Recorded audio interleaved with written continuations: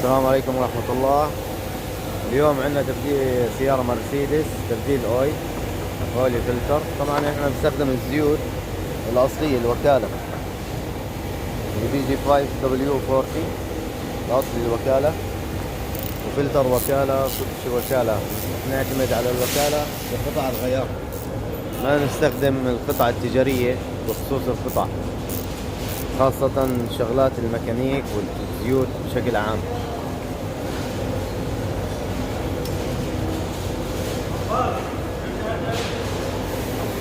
فبنستخدم القطع الأصلية لأي سيارة بالنسبة للماكينة وبالنسبة للشغلات الميكانيكية داخل السيارة. لازم تكون القطعة أصلية، إذا ما كانت أصلية بتسبب مشكلة داخل السيارة، خاصة الزيت.